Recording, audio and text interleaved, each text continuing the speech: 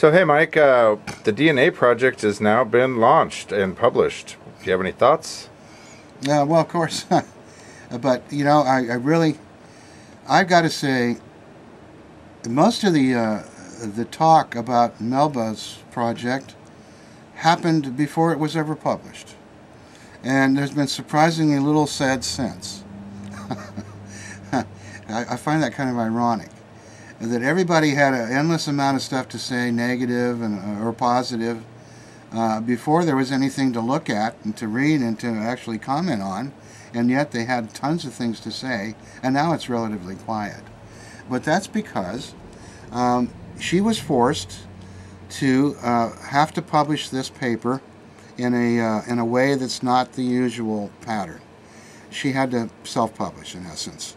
And so people, of course, are using that against her, and the great number of people who are skeptical to this will obviously use the fact that she couldn't get an existing famous journal to handle the paper as proof that it's a useless paper.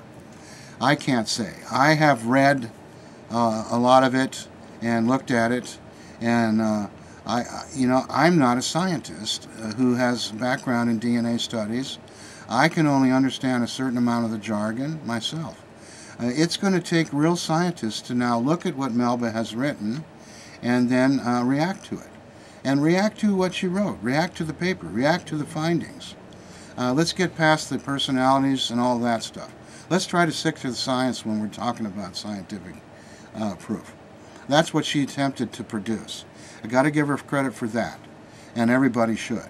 And I'm glad it's over with and that we don't have to keep vilifying her by putting the cart before the horse. So now it's published, and whether it was published properly or not shouldn't matter. The point is she got it out there so everybody can look at it now and read it and see. And so I'm waiting to see what other scientists have to say about it. People who are more knowledgeable about the process than I am. And I will wait and see. And the other thing is that Brian Sykes, of course, as everybody knows now, has gotten involved in this. They started the Collateral Hominid Project. He is going to be himself sequencing DNA from purported Bigfoot samples. And the latest news, of course, being that Bart Coutinho and Justin Smeha met with Brian recently in San Francisco, and they presented him with the boot that Smeha claims has Bigfoot blood on it. Because he claims that when he killed the small juvenile Bigfoot, he held it in his hands as it was dying, and it was dripping blood on his boot. Bart got a hold of that boot months ago and has been hanging on to it all this time, waiting, keeping it in a condition to kind of make sure it isn't contaminated any further. And he is going to turn that over to Brian Sykes for his project. And you see, one of the genomes in Melba's project came directly from the Smeha sample, what they used to call the Bigfoot steak, which was actually a piece of hide with some muscle and adipose tissue on it, as well as hair, that was cut up in pieces and then spread around. Well, of course, Bart took some of that tissue and had it examined in a lab in Canada, and they came out with a different result.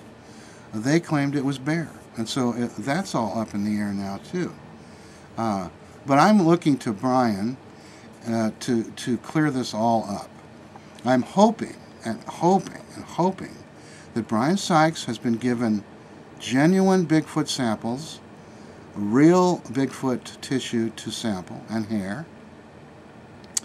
We tried to supply him with our tooth. We have a tooth that we've been trying to get in the right hands for years now. I gave part of my tooth to Melba. She never tested it. It's sitting there. She never gave it back to me, the part that I supplied her. I gave a part of my tooth to Richard Stebstad, who originally worked with Melba but then got kicked out. He started his own project. He was trying like hell to get it sampled before he died of prostate cancer, but he's gone now. He has a big chunk of my tooth. I never got it back. It never got in the right hands. It was submitted along with some other material to Brian Sykes for his project by Stubbstat, or a co-worker that worked with Stubbstat. So he didn't get a chance and was only interested in hair. So I don't know why it is that these people don't want to use by tooth, but it hasn't been tested yet. And Sykes, though, supposedly has at least 20 vetted bits of material that he's deemed to be plausible as possible Bigfoot sample that he's working on. And now this boot has been added to the mix. And so he will either come up with information that matches and corroborates what Meldra is claiming, or he won't. We'll just have to wait and see. But I'm pretty excited because Brian Sykes, of course, he has massive credentials in this subject. And if he publishes a paper on this, you can bet every journal will want to publish that. Because he doesn't have to make a name anymore. He's already got it. They'll publish his journals without batting an eye. Melba, on the other hand, she's an unknown. She's trying to talk about a subject that science has been, just horribly reluctant to want to acknowledge. And so there was this knee-jerk reaction against it. I figured that would be the case. I long ago suspected that she would never get it published. And so she did what she had to do. She published it herself. That's fine with me. You can still read it. Other scientists will read it. They are reading it.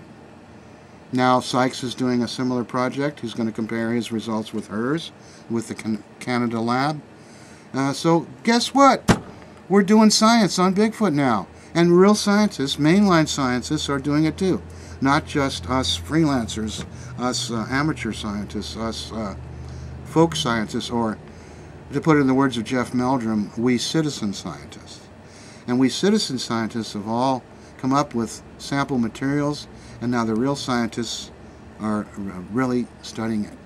So this is a major breakthrough on Bigfoot studies, and I hope this all will finally get the proof out in front of the public.